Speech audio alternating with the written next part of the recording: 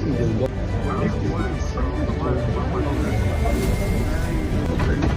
mean, we are going through a phase in our life, in our career. The most important is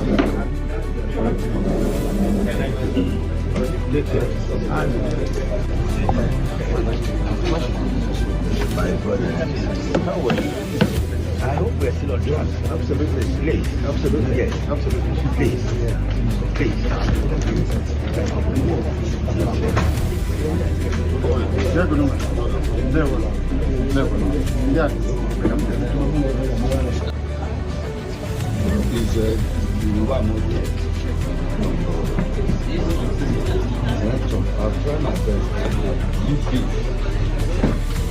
I've got CLO.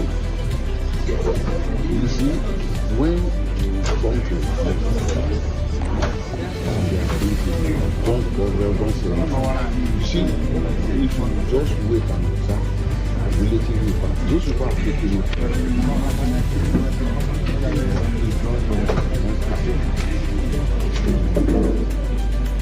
I wanted it. How are you? Good to see you. Kanu?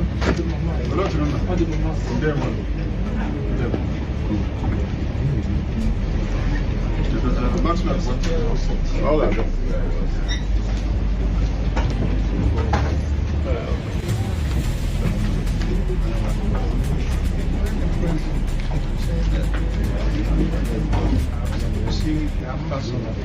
Now, as I've said earlier, there is a dedication of the court taking into consideration all the conditions laid down in Muhammad Abacha v. State. At this stage, I am of the opinion that to make or take a stand on the bail application without first hearing and determine the issue that is glaring in the face, which is the absence of the defendant from the court since 25th of April 2017 until he was produced on the 29th of June. My lord, which was exactly what the Supreme Court did. They said that he did not jump bail. These criminals came to my house to kill me. That's what the Supreme Court said. This is in your own court, my lord. So I cannot understand, my lord, why my trial will be conducted contrary to the Constitution of Nigeria that said I must have free and unfettered access to my counsel. Is here. Okay. He did something in my case, I refused him. He was something official. I asked him to do himself. Why did the chief judge insist I must hear it? He left my case. Okay, listen. If anybody is not happy with this,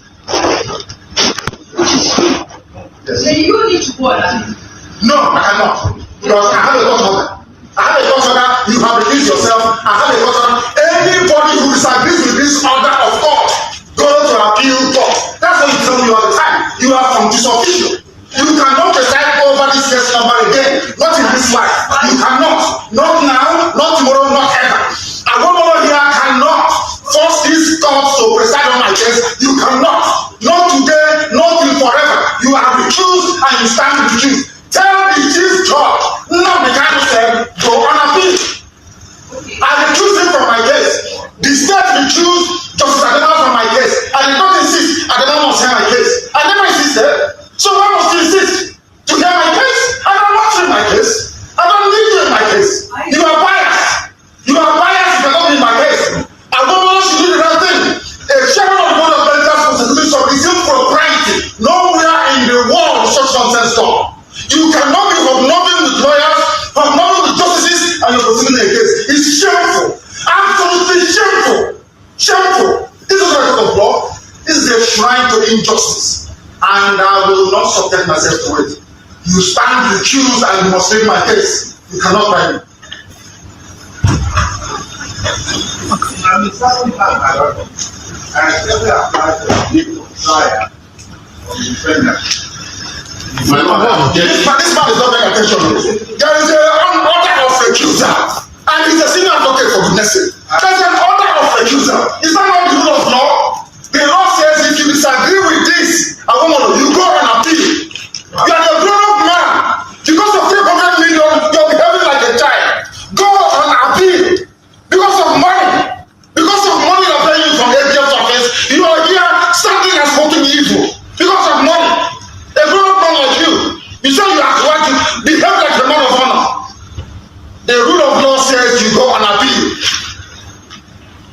Lordship Peter, you will not try my case. Not on this planet Earth, I'm telling you that now. So stop wasting your time. So that paradise, as I said, is view of the past that the defendant has indicated that he will not make a formal application. I apply that the Lordship was a 70-day for hearing. You are not well. You are not well. I'm telling you, this is God Almighty not well. This is an order of God. An order of God says, Justice Peter Nyako is recused. An order of God. Order she made as an order. The same Chief Justice writing the stupid memo he's writing. I recused him. He was functus official. He sat on appeal. I took him to NJC. I recused him. Why did he not say I must sit on your case? Why in the case of his lordship is he insisting? He wants to embarrass her. He wants to embarrass your lordship by asking her to come and sit on this case. Is that what you're saying? Please, There's an order. Give it to him. He doesn't have it. Give him an order of court. It's an order of court. Give it to him. He doesn't have it. An order. Give it. He doesn't have it. It's an order of court. I take your permission. It's an order of court. I take your permission to address you. But let me tell the defendant that in every sin life, there's need for wisdom. And wisdom is very important in this matter. And tell him lies. It is not right for you to be insulting the teacher and insulting. If you insult yourself, I will insult you. If you have no respect for yourself, I will insult you. Because people are telling the law, when it comes to Nnamdi Kanu, you turn the law upside down. The law says one thing, if the law says this paper is white, when I go to court, they say it's black. When I say it's black, they say it's white. Is that law? I'm asking you, a senior advocate of Nigeria, that law. Is the memo from Chief Judge, is memo from Chief Judge sufficient to set aside a court order? The answer is no. Why do you want to change the law in my own case? His Lordship, Justice Peter Nyako, stand recused in my case. Cannot try me. Why don't you get it? Strong factors. You talk about thorough investigation. You talk about diligent prosecution before a committed judiciary. And how are these playing out now? Let me start from the aspect that has been of concern to quite a number of stakeholders, that, the Court of Appeal came to a conclusion that release him, drop the charges against him. And the federal government proceeded to the Supreme Court. And since 1963, when we became a republic, Supreme Court is the highest court in the land. Before then, you could further appeal to the Judicial Committee of the Privy Council of the UK. And Supreme Court looked at the appeal and said, fine, even though the federal government recklessly brought Nnamdi Kanu to Nigeria from Kenya, that is a different aspect entirely. That is under a civil purview, fundamental human rights and diplomatic issues. But now there are charges, criminal charges, bordering on terrorism and treasonable felony against Nnamdi Kanu. And the Supreme Court said, proceed with that trial. And that is why the trial started again.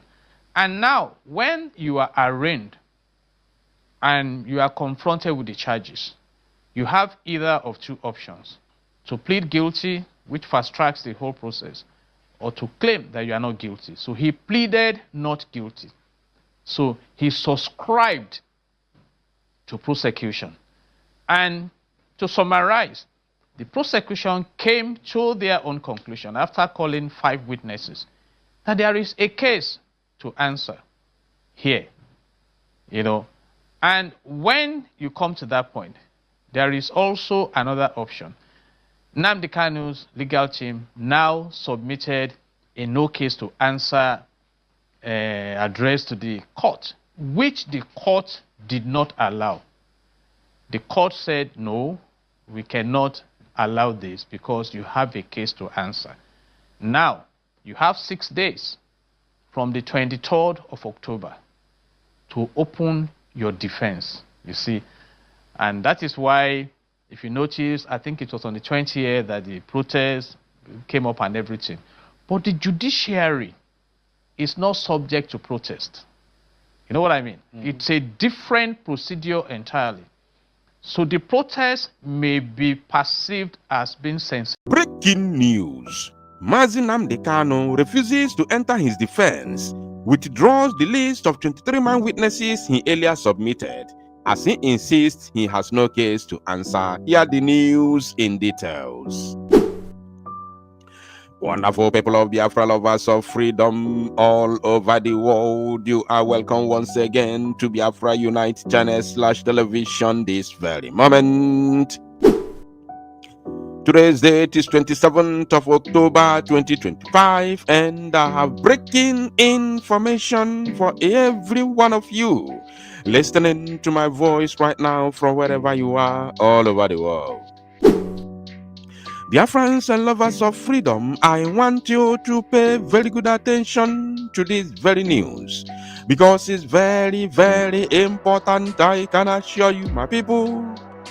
Nnamdi Kanu, the leader of the indigenous people of Biafra, IPOB, has refused to enter his defense and subsequently withdrew the 23-man shortlist of witnesses that he submitted to Justice James Omotosho, as he equally insisted once again that he has no case to answer. So we are going to go through the news in details, and as you can see, I will be reading from one of the Zoom media platforms, Sahara Reporters, and according to their title, they said, IPOB leader Nnamdi Kanu declines to enter defense, insists no case against him. You can see the day 27th of October, this is today. Kanu, who had earlier filed a formal application to summon witnesses in his defense, told the court that the decision was no longer necessary since, in his words, no competent charges exist against him. The detained leader of the indigenous people of Biafra, IPOB, Nnamdi Kanu, has withdrawn his earlier decision to call witnesses in his ongoing trial before the Federal High Court in Abuja, insisting that there are no legitimate charges against him. The development occurred on Monday during the court session where Kanu, who is standing trial on terrorism-related allegations, told Justice James Omotosho that after a careful review of the prosecution's case file, he concluded that the Nigerian government had failed to establish any valid charge to warrant a defense. Kanu, who had earlier filed a formal application to summon witnesses in his defense, told the court that the decision was no longer necessary since, in his words, no competent charge exists against him. The Biafra leader argued that he had been subjected to an unjust process and that the evidence tendered by the prosecution did not in any way prove the allegations brought against him by the Nigerian government. In response, Justice Omotosho advised Kanu to put his new position into writing and formally serve it on the prosecution team, noting that it was crucial for the court record. The judge further suggested that Kanu seeks legal advice from criminal law experts to fully understand the implications of his decision to forgo a defense. The court subsequently adjourned the matter to November 4th, 5th, and 6th to allow both the defense and the prosecution to file their final written addresses before judgment. Recall that Kanu earlier named former Attorney General of the Federation, AGF, Abubakar Malami, and several prominent Nigerians as witnesses in his ongoing terrorism trial. Okay, we shall see. Those also listed include the Minister of Federal Capital Territory, FCT, Nyesom Wike, former Minister of Defense, General Theophilus Danjuma, retired, former Chief of Army Staff, General Tukur Buratai, retired, Lagos State Governor Babajide Sanwo-Olu, and Imo State Governor Hope Uzodinma. Others named are Minister of Works, Dave Umahi, immediate past Governor of Abia State, Okezi Bazo, former Director General of the National Intelligence Agency, NIA, Ahmed Rufai Abubakar, and former Director General of the Department of State Services, DSS, Yusuf Bichi. So, this very matter now has entered into a different level. You understand? Which, I'm going to say my own opinion here. Nnamdi Kanu knows it all better than me, especially in this very case. So, What I'm going to say now is my own opinion. First of all, we all know that Mazi Nnamdi Kanu has no case to answer. That is number one, which is exactly what he's standing on right now. Right? So, withdrawing the 23-man list that he has submitted to Justice James Omotosho would have been a slap on the faces of the Zoo government. You understand? Because people like Nyesom Wike, Devu Mai, Chukwu Boratai, the Lagos State Governor, Sanwo-Olu, I would have loved to see people like this, standing in the court, even though that they are so-called serving ministers and governors, apart from Buratai. I would have loved them to stand in the court to answer queries thrown at them by Mazi Nnamdi Kanu. Because I know that the level of their, intellect, the level of their education, the level of their knowledge is very, very poor, that they cannot be able to stand the questions that will be thrown at them by Mazi Nnamdi Kanu himself. So I would have loved to see that very drama unfold. But albeit, Mazi Nnamdi Kanu knows it better than me. He has made a decision which is right because he has no case to answer. This is number two. Then number three is that, my own opinion, I would have loved Mazi Nnamdi Kanu to ask Judge Omotosho. In fact, the case would have been not to try Mazi Nnamdi Kanu, or not even for Mazi Nnamdi Kanu to stand defense.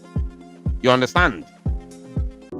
The case would have been a trial on the Nigerian government and DSS, because Justice Omotosho would have conducted trial against the government, because the government has a lot of questions to answer. How Mazi Nnamdi Kanu appeared in the Zoo court. You understand? That would have been the main case. This case wouldn't be Mazi Nnamdi Kanu defending himself. It would have been the Zoo defending itself. Abubakar Malami would have been able to tell us how Mazi Nnamdi Kanu was brought back to Nigeria. Because that would have illegally opened the buttocks of the Zoological Republic of Animal Kingdom government. It would have legally solidified all the allegations of crimes against humanity, human rights abuses, including sponsoring terrorism and kidnappings, which is what the Nigerian government is doing, and they know how to do it best. So I'm talking about my own opinion, but Mazi Nnamdi Kanu knows better. Maybe this is the best way to go about it, and I support him wholeheartedly, 100%, because in reality, truth be told, to cut the whole matter short, Mazi Nnamdi Kanu has no case to answer. Somebody who uses microphone and say, "Let my people go," has never committed any offense. No matter how you try to, fine-tune it, no matter how you try to turn the truth upside down, he has no case to answer. No case whatsoever. And when the DSS brought their own witnesses, they made it very clear to the whole world that when Mazi Nnamdi Kanu was arrested in 2015, they did not see any incriminating thing or any item that is against the law or contraband, in his possession. They made it very clear, it's on record. So any other thing they are talking about, microphone, all those things are not a crime. You can never imprison somebody for having a microphone. You understand? Or for speaking. These are realities. You can't imprison anybody for speaking in a democratic dispensation. It's not possible. You understand? So there is no case against Mazi Nnamdi Kanu. Maybe he knows that is the best way to go about it. I have no case to answer. So this is my own opinion that I just said. But what Mazi Nnamdi Kanu did is the best way to go about it. The best with the shortcut to end it all. I have no case to answer. And there's no need of defending anything. Because if I do not have any case to answer, why should I defend myself? You understand? This is the best way to go about it. Thank you, my people. To salo numozia and make it go viral. Anybody standing in trial or coming to try me is a terrorist. That's what their law says. Section what me?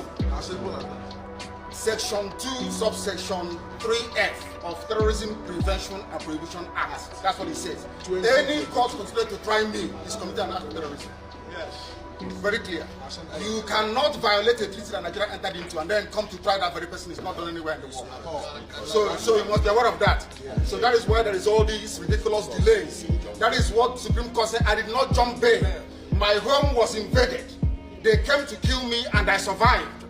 They came to Kenya to kidnap me, brought me back to this country and seeking to try me, which the law says cannot happen. You cannot violate a treaty that Nigeria entered into and then hope to stand on that illegality to conduct a trial. Is not done anywhere in the world. I'm having in my case.